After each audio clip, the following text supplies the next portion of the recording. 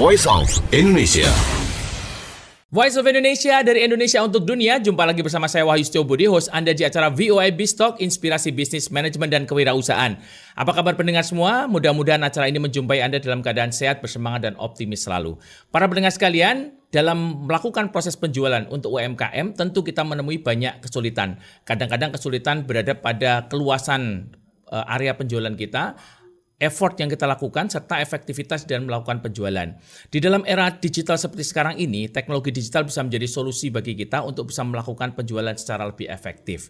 Bersama kita hadir hari ini, akan kita ungkap bersama bagaimana melakukan penjualan yang lebih efektif melalui digital. Bersama kita sudah hadir pakarnya. Beliau adalah Academic Digital Marketing dan Community Manager dari Purwadika Digital Technology School.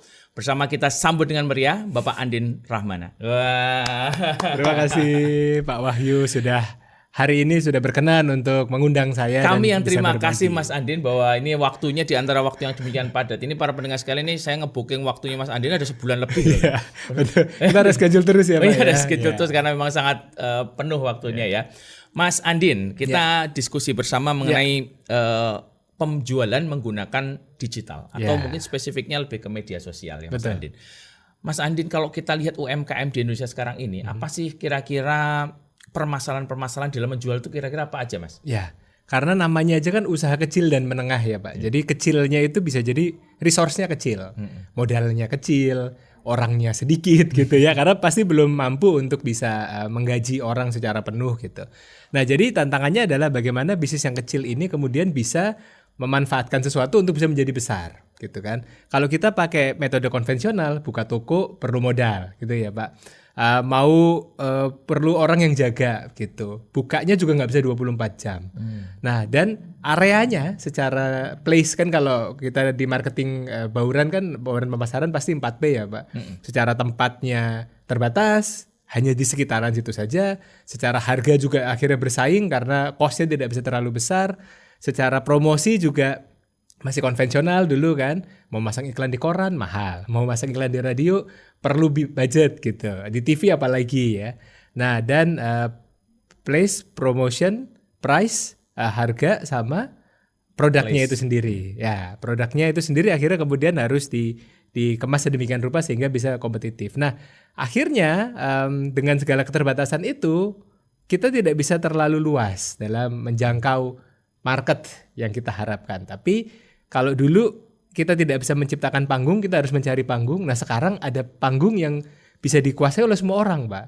Yaitu adalah digital, sosial media, digital marketing. Ini kita bisa jadi memanfaatkan ini untuk menjangkau orang-orang tanpa batas ruang, waktu, geografis, dan bisa sangat fleksibel gitu. Bahkan modalnya pun sangat minim. Nah, ini dia yang bisa untuk diikuti oleh teman-teman UMKM agar bisa bertumbuh terus, tidak kecil terus gitu ya, tapi menjadi menengah dan bahkan bisa naik kelas terus gitu Pak. Iya, karena selain dari memperluas cakupan penjualan ya, kadang-kadang ini juga bisa membuka peluang produk ya. Betul. Jadi kadang-kadang ini saya beberapa kemarin tuh ngelihat ada orang jualan batu giok dari Aceh. Wah. Jadi giok itu sebenarnya di depan rumahnya, maksudnya dia ada sungai gitu kan. Selama ini tuh kan jadi barang yang biasa aja, tidak pernah ada yang melirik. Betul. Tapi yang akhirnya ada orang yang pengen beli itu di Kalimantan, di Jawa, ini itu terbuka dengan adanya cakupan itu ya. Betul, karena kan kalau kita toko biasa kan Pak, orang harus datang secara fisik gitu dan jangkauannya cuma segitu-segitu aja. Nah, sekarang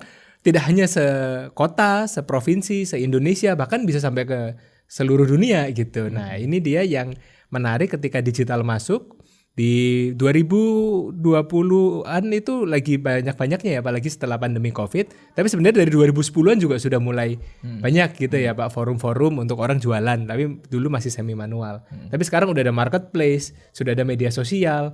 Itu kita bisa ketemu dengan siapapun tadi. Saya beli bakpia langsung dari Jogja, saya beli lumpia langsung dari Semarang. Saya mau beli sate rembige dari Lombok gitu. Langsung dari Jakarta. Nah, ini dia opportunity yang sayang sekali kalau tidak dimanfaatkan oleh para pelaku UMKM ini, Pak. Selain itu juga mungkin ini ya Mas, mengeluarkan dari siklus ya. Kadang-kadang tadi Mas Andin kan cerita mengenai kesulitan modal karena memang usahanya masih kecil ya. Betul. Nah, ini ada siklusnya nih. Kalau usahanya kecil, pendapatannya sedikit, dia nggak bisa iklan. Ya. Karena nggak bisa iklan maka makin kecil. Kecil, Karena ya. kecil nggak bisa iklan gitu Ya, kan. Nah udah. dengan adanya digital ini membreakdown itu. Betul. Jadi enaknya sekarang kan Pak, modalnya kecil nggak apa-apa. Misalnya saya cuma bisa usaha rumahan gitu.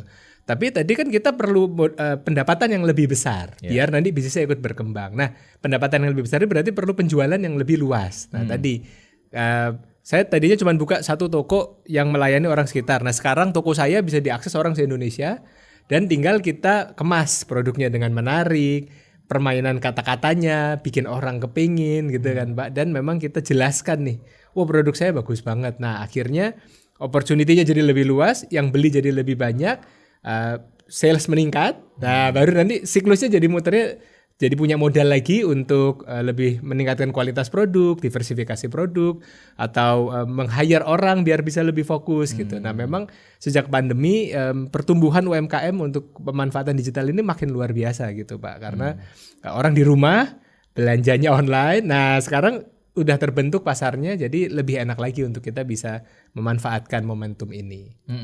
Mas Andin, kalau kita lihat ada case nggak Mas yang pernah diamati kemudian keberhasilan dari UMKM itu menggunakan sosial media sampai kemudian melampaui suatu prestasi tertentu gitu Mas? Ya banyak Pak, jadi banyak sekarang brand-brand yang atau produk-produk yang tadinya UMKM tapi bisa kemana-mana gitu. Ada yang jualan banyak sekali ya industrinya gitu, jualan makanan paling gampang.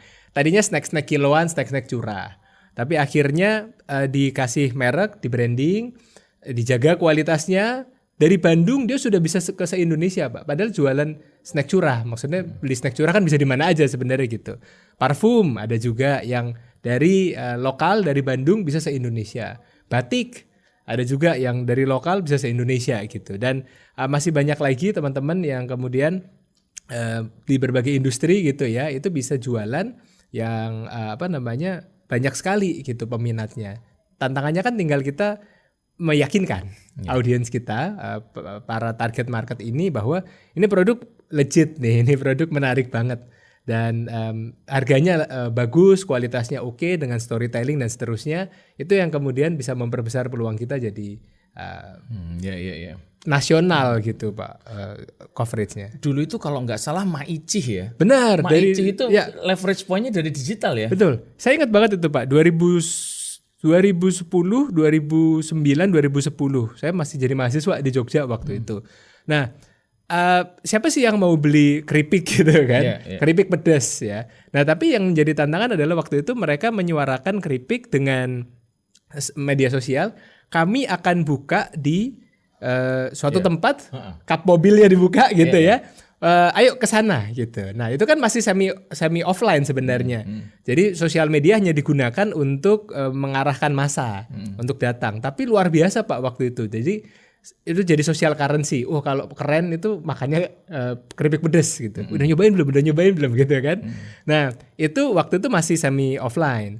Tapi itu sudah berhasil untuk bagaimana bisa menggunakan media sosial ini untuk menarik massa, memperkenalkan produk yang tadinya nggak tahu jadi tahu jadi tertarik jadi beli gitu ya.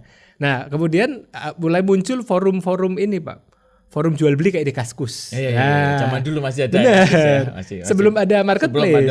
Ya. Jadi sistemnya kita nanti bayar ke rekening pihak ketiga, Rekber ya. Itu udah mulai itu ada sistem yang udah mulai agak online gitu. Saya dulu beli casing handphone yang nggak bisa kita temui di toko-toko biasa gitu kan. Nah itu makin banyak peluangnya. Baru setelah sekitaran 2015-2016 baru masuk marketplace, Tokopedia, Shopee dan yang lain. Nah itu makin gitu kan. UMKM dengan mudah naruh barang, udah nggak usah bingung mau pembayarannya kayak gimana. Tinggal nanti orang bayar di sistemnya, tinggal dicairkan gitu. Nah jadi perkembangan digital ini memudahkan orang-orang, apalagi sekarang ada TikTok Shop Pak. Orang kepingin sampai beli di satu titik gitu. Saya nggak sengaja lagi di KRL, lihat dia bikin kontennya persis kalimatnya gini Pak. Kaos ini tebel buat cowok, jadi nggak nerawang, nyaman buat dipakai seharian dan menyerap keringat. Nah saya punya masalah untuk pakai kaos. Saya nggak pengen nerawang gitu kan biasanya kaos ada yang tipis ada yang tebel. Oh kaos ini tebel dan menyerap keringat bahannya gitu. Oh langsung saya beli Pak. Langsung check out. Langsung check out. Jadi dari TikTok Shop langsung pesen, tinggal bayar, langsung dikirim gitu. Nah, jadi semudah itu untuk mencari pelanggan zaman sekarang. Tinggal bagaimana meyakinkan bahwa produk ini tuh bagus loh, menjawab kebutuhan Anda loh. Nah, itu orang jadi nggak susah lagi, nggak harus datang ke toko kayak Maici tadi, nggak harus pakai rekening bersama kayak zaman Kaskus tadi, tapi klik, apalagi udah nyambung ke dompet digital gitu kan sekarang, ludes saja gitu tiba-tiba, gitu.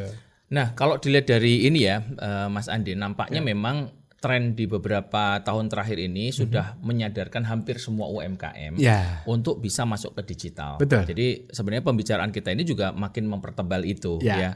Nah, namun demikian kan ternyata tidak semua UMKM bisa masuk itu. Betul. Gitu ya.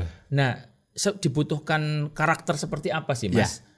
Untuk bisa UMKM ini bertransformasi lah ya, supaya catch up dengan perkembangan baru ini. Ya, jadi kita masuk dulu ke mindsetnya dulu Pak. Jadi kadang-kadang tantangannya adalah yang saya temui waktu saya misalnya ngasih pelatihan gitu ke beberapa UMKM karena diundang oleh beberapa lembaga gitu ya. Tantangannya adalah teman-teman UMKM ini biasanya ada di generasi yang tidak digital savvy misalnya gitu. Udah Gen X gitu ya sebut aja gitu Pak misalnya. Jadi takut duluan, saya gaptek Mas gitu. Itu udah hambatan pertama biasanya yang muncul. Saya baru ini Mas, saya baru nyoba-nyoba tapi gagal terus gitu. Nah, jadi tantangan yang pertama adalah mau untuk mencoba dan mengeksplorasi. Itu dulu Pak. Karena kalau kita tidak mencoba sama sekali dan tidak mengeksplor segala fiturnya di otak-atik, karena kan nggak bisa sekali tembak langsung jadi gitu ya. Emang harus banyak-banyak dieksplor, itu akan berhenti gitu. Sementara yang lain gigih mencoba untuk bikin konten, apalagi yang pengusaha-pengusaha yang lebih muda, biasanya Gen Y atau yang millennials, Gen Y atau millennials atau Gen Z, itu lebih explore tuh Pak. Wah, bikin videonya canggih banget gitu ya, seru banget gitu. Nah, jadi tantangan pertama adalah sebenarnya untuk mau mengalahkan ketakutan diri sendiri dulu bahwa saya gaptek, saya nggak bisa, saya takut gagal gitu. Nanti kalau gagal gimana? Nggak apa-apa. Digital ini lebih cepat, gagal lebih baik, fail fast gitu. Karena kan bisa diiterasi terus Pak. Pakai cara satu, kopinya difoto, nggak jalan gitu ya. Cara dua, kopinya diminum tapi ada lucunya sedikit gitu misalnya. Diminumnya nggak ke mulut tapi ke mata. Aduh ada gitu. Kayak Seribu Bulat gitu. Oh lucu, udah orang-orang jadi kenal gitu kan. Wah akhirnya lumayan. Tadinya yang nggak ada yang nonton sama sekali, sekarang ada yang nonton. Udah mulai ada yang nanya, udah mulai ada yang ngeklik gitu kan. Terus kopinya dikirim ke tokoh-tokoh gitu. Terus mereka ngendorse gitu kan. Wah makin rame. Terus kata-katanya kalau di marketplace dibenerin. Nah jadi emang harus berani untuk memulai mencoba dan explore. Biasanya saya sarankan Pak kalau untuk yang generasi X atau yang merasa gaptek, berdayakanlah anak-anaknya. Jadi biar anak-anak ini jadi anak yang berbakti kepada keluarga gitu ya. Atau anak tetangga menghasilkan. Daripada handphonenya cuma buat ngabisin kuota gitu ya Pak. Main TikTok atau nontonin main game gitu. Saran saya gitu. Karena sayang sosial media, digital marketing ini kalau kita cuma jadi penikmat, sayang banget Pak. Padahal kita juga bisa jadi pelaku untuk bisa produktif dan menghasilkan tadi. Jadi mulai dari situ dulu ya. Bahwa ternyata tidak selamanya generasi kita itu gagal dalam memanfaatkan. Itu nomor satu, mindset dulu. Kalau belum apa-apa sudah nggak mau ya akan nggak susah. Dan memang sekarang ini kecenderungannya hampir semua ilmu itu tidak seperti dulu yang bisa dipelajarin lewat patok guidance ya. Betul. Kan zaman dulu kita beli handphone kan pasti cari manual. Baca manual ya. Ada aturannya. Nah, sekarang itu orang bawa handphone ya pakai aja gitu kan. Jadi memang harus dilakukan dengan mencoba. Ya, betul Pak. Karena apalagi ini ilmu sosial ya kan, kita dari rumpun ilmu sosial yang mana nggak ada aturan baku Pak, sosial media itu harus gimana, tapi harus dekat dengan masyarakat, harus menarik, harus relevan gitu. Tapi kan nggak ada aturan baku, rumusnya harus ini ya gitu. Boleh banget untuk dieksplor sampai kita ketemu nih formula yang paling tepat untuk kita. Oh orang tuh sukanya sama konten yang seperti ini. Oh orang tuh nyarinya kata kunci ini. Oh orang itu suka sama foto-foto produk yang kayak gini. Nah itu nanti learning by doing Pak. Sampai akhirnya nanti kita bisa tahu winning formulanya itu seperti apa. Oke, menarik sekali para pendengar sekalian. Ini apa yang disampaikan oleh Mas Andin ya. Tadi kita di segmen 1 kita bahas bersama mengenai apa saja kesulitan penjualan dan ternyata digital marketing itu bisa menjadi solusi buat kita semua. Jangan kemana-mana para pendengar sekalian, kita akan bahas lebih lanjut mengenai bagaimana langkah demi langkah melakukan digital marketing setelah kita nikmati dulu lagu-lagu berikut ini untuk menghangatkan suasana kita. Voice of Indonesia.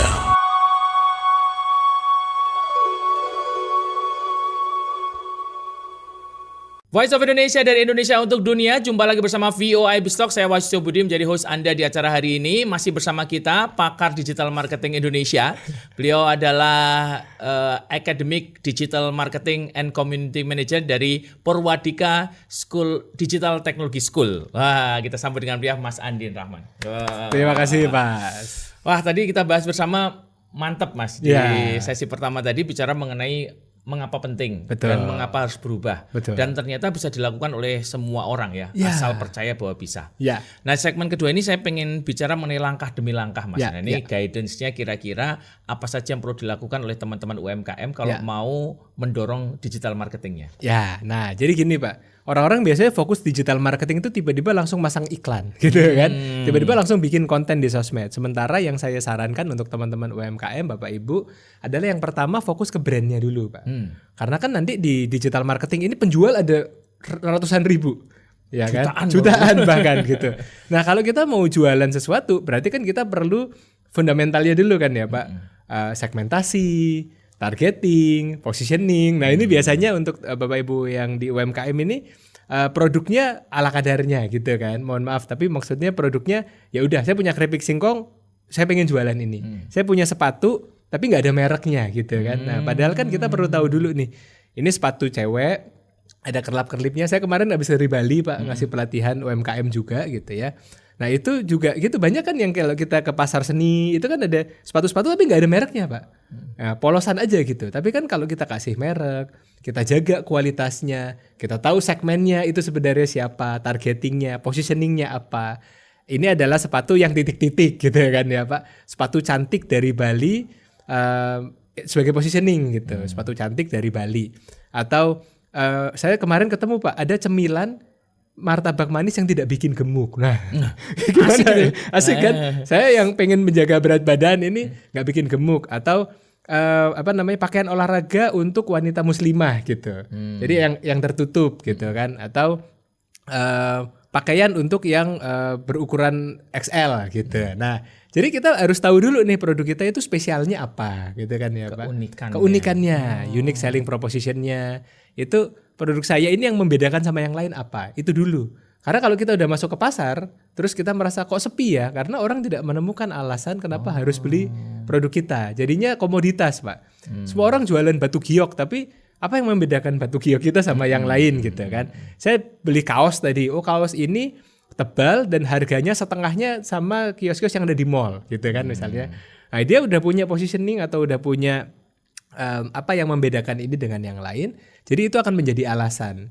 Dan itu mereknya akan punya janji gitu ya Pak. Kalau saya beli kaos merek ini, keripik singkong merek ini, atau gelang merek ini, istri saya itu kalau minta kerudung, sekarang kerudung yang harganya 500.000 Pak. Kalau di ini tapi dia kerudung, tapi memang dia punya positioning ini kerudung premium.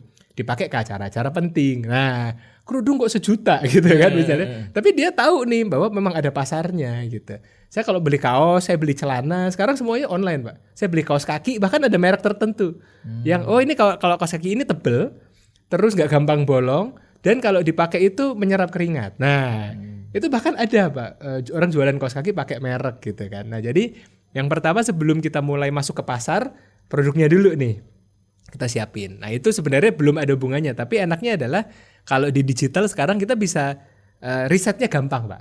Cek toko sebelah. Toko sebelah ini jualan sama-sama kaos kaki, tapi kaos kaki yang dia keunggulannya ini, dia tebel banget. Orang-orang pada komen, ketebelan gitu. Berarti saya bikin yang lebih tipis. Orang-orang jualan keripik singkong ini terus pada bilang terlalu asin gitu. Berarti saya bikin yang ini. Atau orang-orang bilang porsinya kedikitan. Berarti kita bisa cari ya solusinya apa. Nah, jadi seninya di sini adalah digital ini memudahkan kita untuk melakukan pengembangan produk dulu, sehingga nanti ketika masuk ke pasar kita udah benar-benar tahu posisi kita dibandingin sama tetangga-tetangga ada di mana. Nah, itu nomor satu Pak. Nomor 2 baru nanti kita pasang pasarnya atau tokonya. Paling enak kan sekarang buka toko di Tokopedia, di Shopee itu cuma 5 menit, Pak. Saya biasanya kalau ngedemoin, Bapak Ibu kita buka ya, klik buka toko, isi, selesai. Semudah itu untuk buka toko. Kita nggak perlu nyewa kontrakan, kita nggak perlu buka etalase gitu ya. Nah jadi tokonya udah selesai. Sekarang tokonya harus diisi produk. Nah kalau produk berarti kan butuh foto, foto yang menarik. Nah itu sekarang handphone kan udah canggih, Pak. 1 jutaan, 2 jutaan fotonya udah bagus. Kalau zaman dulu sulit ya. Iya, dulu kan harus cuci cetak. Dulu repot gitu. Atau kamera digital juga mahal. Baterainya, memory cardnya gitu. Sekarang semua handphone harusnya bisa ngefoto. Yang penting tata pencahayaannya bagus, dipakai gitu ya. Atau ada unsur manusianya, fotonya dipasang. Harganya pun kita bikin bersaing. Habis itu kita kasih kata-kata kuncinya, Pak. Kemarin itu ada studi kasus bahwa ada UMKM yang mau jualan kunir asem, Pak. Kalau saya dulu di Jawa Timur bilangnya sinom. Sinom ya. Ternyata kalau orang nyari itu ada 4 kata kunci, Pak. Kunir asam, kunir asem, kunyit asam, kunyit asem.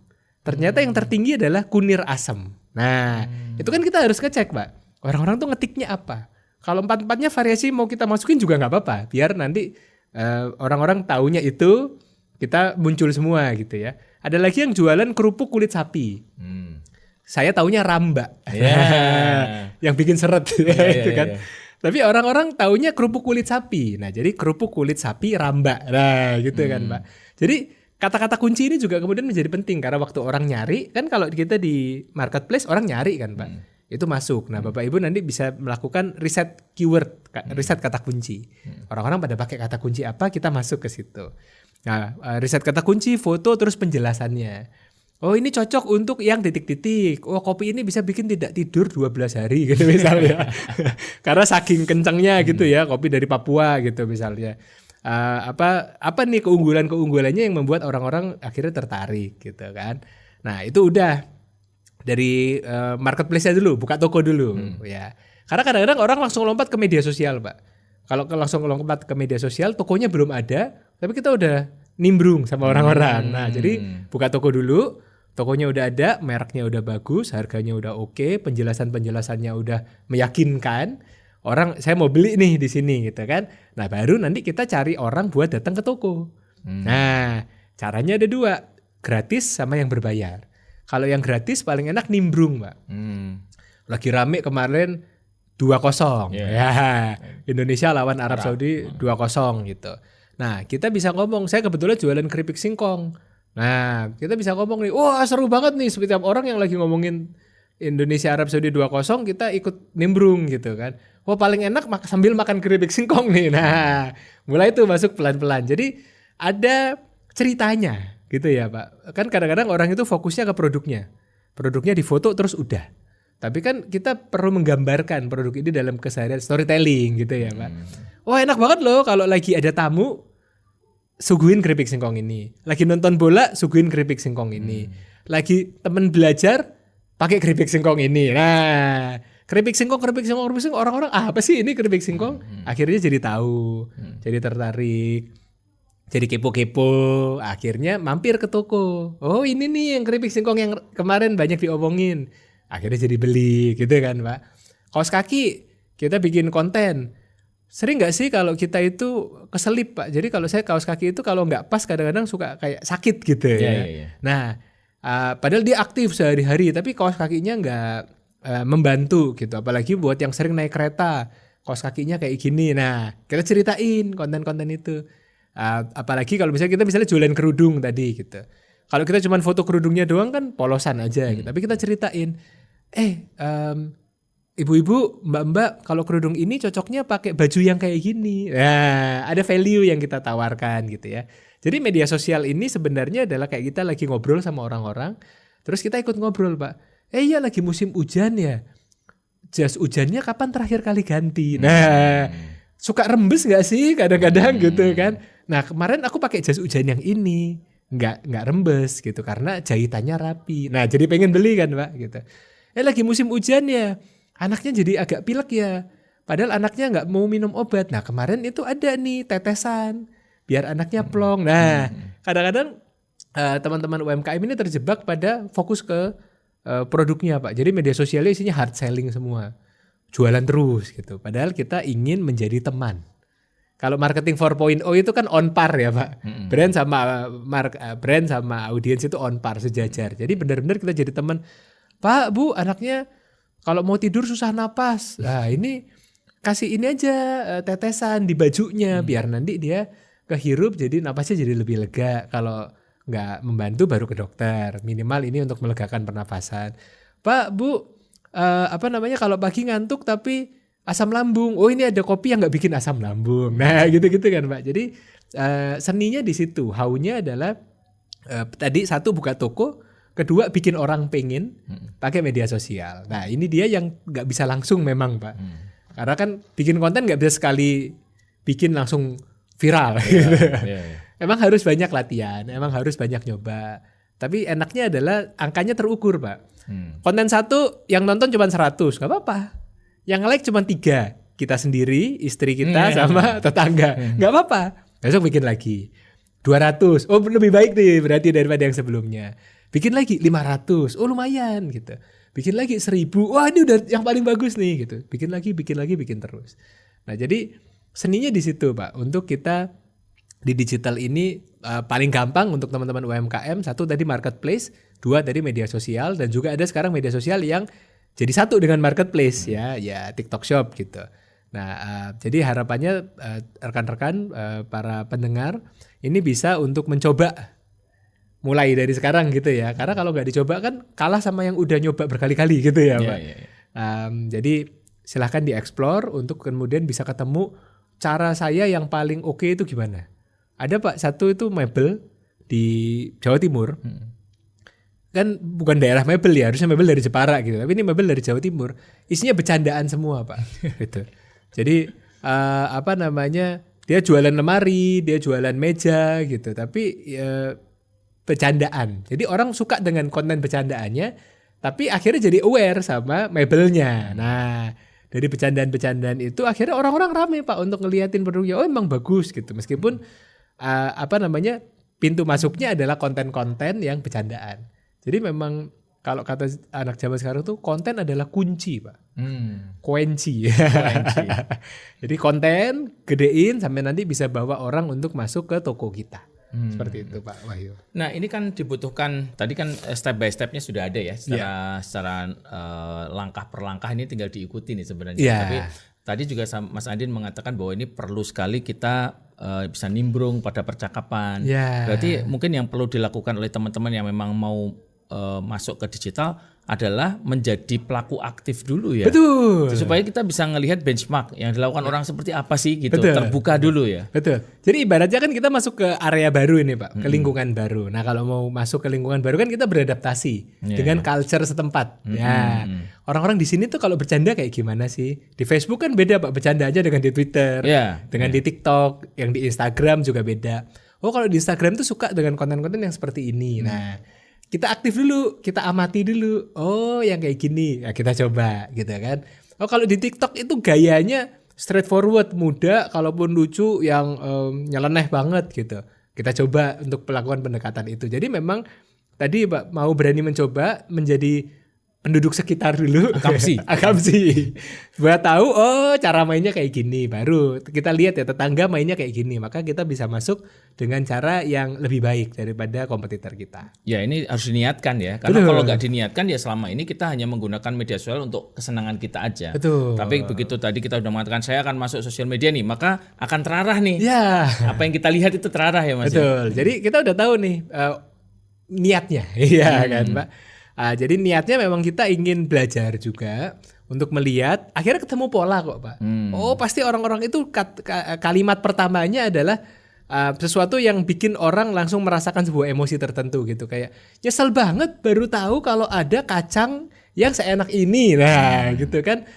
Wah gak mau kapok banget kalau pakai kaos kaki yang bikin selip. Nah gitu. Nah, jadi pasti akan ada polanya. Dan semakin lama kita mengamati, nah ini kita bisa lakukan amati tiru modifikasi gitu Pak. Oh berarti pakai depannya kita ikutin bagian ininya, tapi kita kembangin bagian sininya. Nah Dari situ Pak, nanti akhirnya kita makin terasah. Keren. Wah, para pendengar sekalian, ini menarik sekali ya apa yang disampaikan Mas Andin ya. Jadi sebenarnya kalau misalkan teman-teman belum memanfaatkan media sosial secara sempurna, ini adalah saatnya untuk kemudian hidup kembali sebenarnya. Ada sesuatu yang membuat kita itu, wah ini harus dipelajari lagi nih, lebih dalam. Kita akan lanjutkan lagi pembicaraan kita nanti di segmen ketiga setelah kita ikuti lagu-lagu berikut ini. Voice of Indonesia.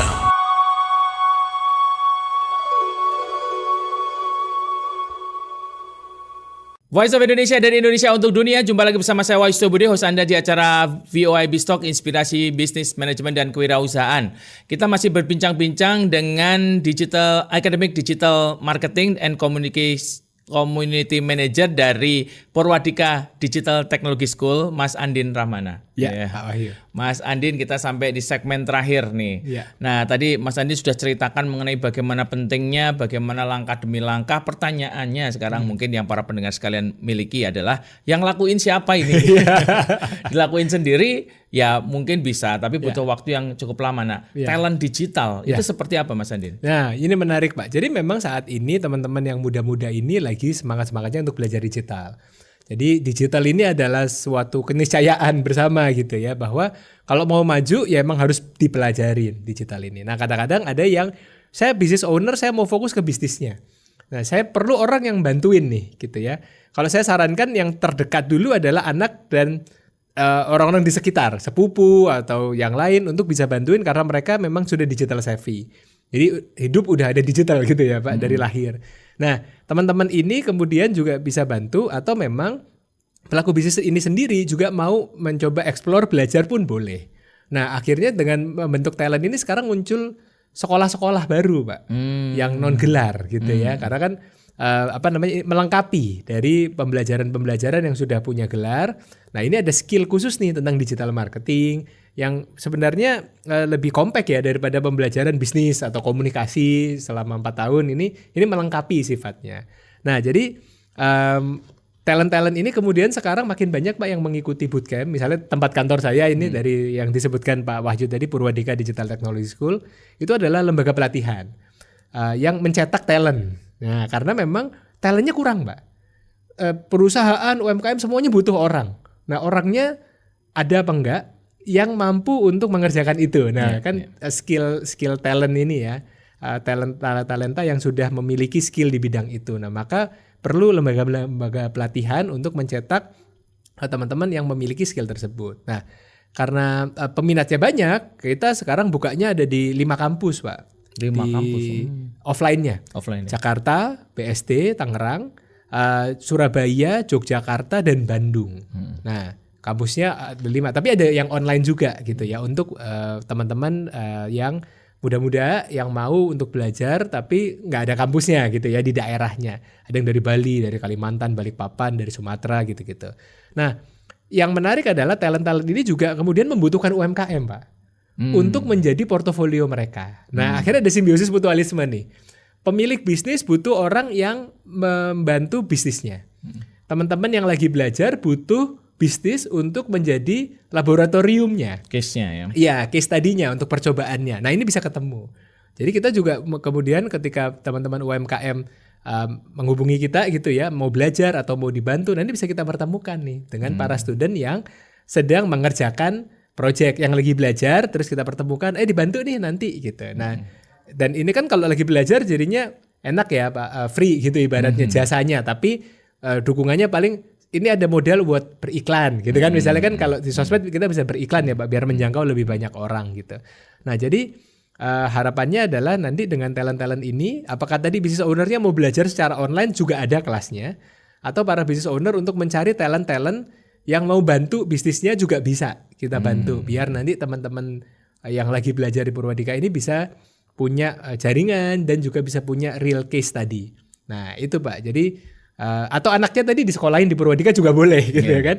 Biar nanti ada juga Pak yang kayak gitu. Pemilik bisnis udah usaha menengah, anaknya dikirim ke Purwadika biar nanti bisa nerusin bisnis keluarganya gitu. Nah, itu juga bisa. Jadi artinya lembaga pelatihan seperti ini tujuannya adalah untuk melengkapi talenta-talenta digital Indonesia kebutuhannya dan bisa menyiapkan dalam waktu yang singkat. Kan kalau belajar di Purwadika paling cuman ada yang program yang cuma 1,5 bulan, ada yang 4 bulan gitu ya Pak. Jadi biar nanti dalam waktu singkat ini bisa langsung kepake gitu ilmunya. Jadi sebenarnya yang dilakukan ini adalah percepatan ya Mas. Betul. Ya? Karena kalau misalkan tadi sebenarnya bisa juga nggak kita melakukan dengan Otodidak. trial and error, Ya. trial and error gitu ya. Tapi untuk bisa melakukan percepatan daripada kita membutuhkan waktu lama untuk melakukan trial and error, ini sudah ada rangkuman pengalaman kira-kira gitu. Ya? Betul. Karena kan memang belajar itu satu Pak bisa trial and error atau bisa pakai baca buku atau dari sumber-sumber yang lain gitu. Tapi untuk bisa mencapai sebuah target tertentu kan kita perlu struktur ya Pak. Ya. Pembelajaran yang terstruktur gitu dan dipadatkan. Jadi artinya belajarnya benar-benar padat dan langsung ada technical skillnya langsung kepake gitu. Nah jadi ini adalah cara cepat atau jalur cepat untuk para pelaku UMKM atau para talent yang kemudian mendengarkan ini, oh saya mau belajar deh, biar nanti bisa bantuin UMKM, biar nanti bisa kepake di industri, di brand gitu ya. Nah ini adalah sarana untuk belajar dan menyiapkan dalam waktu yang singkat. Mas Andin, ini kalau saya coba amati ya banyak perusahaan atau lembaga pelatihan itu kan memberikan skill set yang dibutuhkan oleh orang-orang untuk bisa langsung diaplikasikan. Ya. Nah permasalahannya gini, setelah selesai pelatihan, Ya. itu kan justru perang sesungguhnya di sana. Betul. Nah justru kadang-kadang lembaga itu tidak ikut campur nih setelahnya, afternya gitu. Padahal kan teman-teman itu justru butuh support itu setelahnya ya. Dia butuh praktek, membutuhkan inspirasi untuk second opinion segala macam. Nah itu seperti apa Mas? Nah jadi menariknya begini Pak, kalau di Purwadika ini misalnya buat teman-teman yang fresh graduate biasanya 21 sampai 30, kalaupun lebih dari itu juga boleh gitu ya. Itu belajar di kita selama intensif 4 bulan setiap hari Senin sampai Jumat itu untuk belajar materi. Udah ngalah-ngalahin orang kuliah itu ya? Iya Bang. Kan kalau orang kuliah bahkan kadang-kadang kan paginya saja atau ininya saja. Nah ini ada kelas malamnya jam 7 sampai jam 10 malam atau kelas pagi sampai sore di kampus gitu ya. Ini izin batuk sebentar boleh? Gak apa boleh. Ya. Nah jadi ini ada 2 kelas Pak. Ada yang kelas malam jam 7 sampai jam 10 malam setiap hari. Untuk yang biasanya ada pekerjaan utama di pagi dan siangnya, ada yang kelas pagi sampai sore. Biasanya buat fresh graduate yang mau belajar di kampus gitu. Nah dari situ kan teman-teman tadi belajar selama 4 bulan, ada real case project tadi yang kita lakukan langsung gitu ya. Sampai nanti ada ujiannya juga untuk kita memastikan bahwa skillnya itu sesuai dengan kompetensi yang ditetapkan oleh industri gitu. Nah setelah itu sudah selesai, nanti yang lulus itu akan kita salurkan Pak untuk bekerja. Jadi kita memang punya rekanan-rekanan perusahaan yang sedang mencari talent. Nah kita pertemukan di situ. Jadi memang nama programnya Job Connector. Kalau konektor kan mempertemukan gitu ya Pak. Jadi ini kami punya talent pool. Perusahaan-perusahaan ini kami rekomendasikan kalau industri yang ini gitu. Nah jadi kita bisa pertemukan nih antara yang butuh talent sama talent-talent yang mencari pekerjaan. Selama tadi memang sudah bisa memenuhi standar kualifikasi kompetensinya yang sudah kita tetapkan gitu. Nah jadi kita berharapnya latihannya itu selama belajar Pak. Jadi begitu selesai benar-benar sudah ready untuk disalurkan untuk bekerja ke perusahaan-perusahaan yang memang bekerja sama dengan kita. Iya.